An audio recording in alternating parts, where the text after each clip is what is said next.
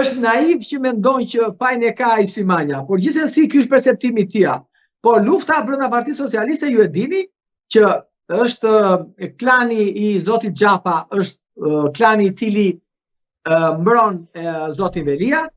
Zoti Xhapa, ju e dini që në 2021 Edi Rama e nxori nga dera, po Erion Velia ja futi nga dritarja me atë hersin e famshëm, atëre mblodhi vota, vuri gjithë enturazhin e bashkisë që votoi për zotin Xhapa, gjithë policia bashkiake e kohës, pra gjithë i nuvi qa kisha i në dorë, punuan për zotin Xhapa, i cili kaloi dhe hersin dhe mori shumë vota, rreth 16.000 apo 17.000 në Tiranë.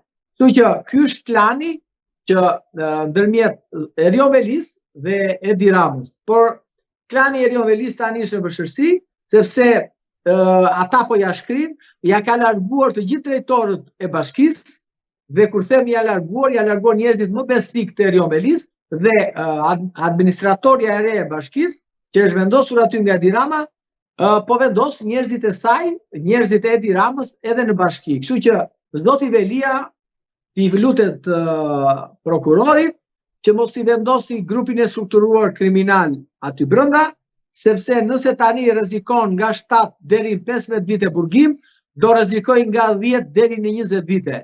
Dhe 10 deri 20 vite me gjykim të shkurtuar i bie të dënohet 12 vite. Do thosh ti, okej, si a shumë 12 vite, pa problemi është që ka vetur 60 vjeç dhe kështu që është harruar fare që ka qenë dhe kryetar bashkie, jo më në politikë histori tjetër. Erion Velia në përgjimet që kanë dalë në media përmend edhe një nofk që e quhen redaktori. Kush mendohet se mund të jetë në këtë rast? Redaktori, shiko, Erion Velia ka ndërtuar një grup të madh në bashki që merresh me imazhi, kuronte imazhin e tij. Imazhin e tij padyshim edhe punët virtuale të bashkisë së Tiranës, personazhet 1 milion, kishte filluar 2 milion pemë që të mbilleshin në Tiranë, ti numërosh 2 milion pemë, s'ka gjithë Shqipëria jo më në Tiranë, se ne jetojmë në Tiranë dhe unë nuk e di ku janë, dhe kishte ndërtuar tamam një si thonë asa, një enturazh shumë të madh, se 12.000 punojnë që ka bashkia e Tiranës, nuk i ka thot as bashkia e me madhe, ku mund të them, nuk e di kush bashkia me madhe në Europë, mos të gaboj, po besoj se Berlini do jetë, kishte 6.500 punonjës. Kështu që zoti Velia e kishte ndërtuar imazhin e tij dhe PR-in e tij mbi ku kishte caktuar për këto disa persona. Nuk e di ku t'i thonë redaktori, sepse ai ka shumë media që kanë punuar për të, ka shumë gazetar ka punuar për të, ka shumë portale që pagueshin nga Erion Velia dhe unë e di shumë atë që ju jepte, portale që jo vetëm janë portale që lexohen, por edhe portale që janë kthyer edhe në televizione tashmë, që pagueshin na 2.000, na 3.000 apo deri në 5.000 euro analistë të ndryshëm në për studio që mbronin Erion Velin. Kështu që nuk e di sepse ai kishte një enturazh, një staf shumë të gjerë dhe redaktorët mund të jenë të shumë. Por kush është ky redaktor apo kryeredaktor nuk e di, por besoj se ju gazetarët, duke qenë që jeni më afër dhe mund ta keni kolegë, keni besoj informacionin më të plot.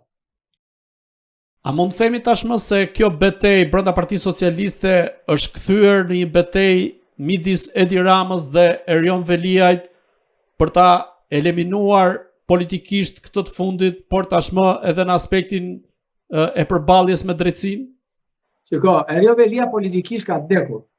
Vetëm tani ka mbetur varrimi politik. Varrimi politik do t'i bëhet me vendimin e formës pret gjykatës. Politikisht Erion Velia ka marrë fund, nuk ka asnjë mundësi më, ka më asnjë mundësi që ai të kthehet në politik më, sepse akuzat për të cilët ai, ose mund të themi se akoma jemi tek faza hetimeve, pretendimet e prokurorisë për ato që ai ka bërë janë goxha të provuara, se s'mund të themi që nuk janë të provuara, por mos harrojmë që vetëm me këtë akuzë Erion Velia ka mas dënimit lartë. Po nëse nesër do t'i komunikojnë edhe për inceneratorin e Tiranës, apo për 5D, apo për aferat të tjera, si do shkoj kjo histori?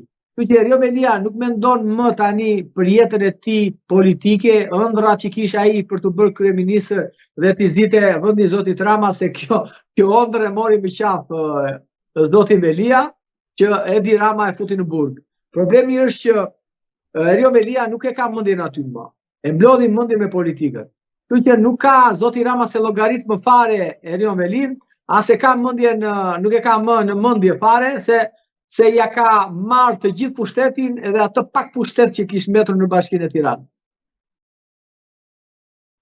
Madje të them diçka, dhe njerëzit që Erion Velia kishte mbështetje, disa zoti Rama nuk i ka kandiduar më, disa ata të tjerët, si zoti Xhafa me shok, i ka lënë në listë të hapur dhe ka dhënë orientimin në elektorat që asnjë prej këtyre mos të votohet më. Pra, që ata mos të jenë më në parlamentin e ardhshëm, pra asnjë nga klani zotit Velia të jetë në parlamentin e ardhshëm. Çfarë po ndodh me ish-ministren Olta Xhaçka, për të cilën gjykata ka marrë vendim duke i kërkuar SPAK-ut që të nisë hetimet sa i përket, po themi, pronave në Himar, ku ndaj saj ka një kallëzim penal, por edhe ndaj bashkëshortit të saj Artan Gaçit. Shiko, zonjës Xhaçka i bën një nder shumë të madh prokuroria e posaçme. I bëri nderin, pra ja bëri çokën. Që do të thotë, dënoi zotin Goro, që ishte pjesë e kësaj dosje, ishte në këtë po të njëjtin kallëzim me zonjën Xhaçka, dhe mendoi që duke çuar në prokurori, në gjykat, dosjen vetëm me zotin Goro, aty do mbyllej gjithë kjo histori. Po jo, kjo nuk mund të mbyllej aty, se siç e thash dhe pak më parë në hyrje, që nuk mund të kemi korrupsion pasiv apo shpërdorim detyre pa nxjerrë në konkluzionin ky kryetari i bashkisë në funksion të kujt e shpërdoroi këtë detyrë. Për kë e bëri këtë shpërdorim detyre? Për kush ishte përfituesi nga ky, ose humsi më saktë, nga ky shpërdorim detyre? Se shpërdorimi detyrë është e parashikuar në nenin 248. Dhe thot diçka. Me veprimet dhe mosveprimet e tua i ke sjell shtetit dhe individëve përfitime materiale ose dëmtim në pasuri e kështu me radhë.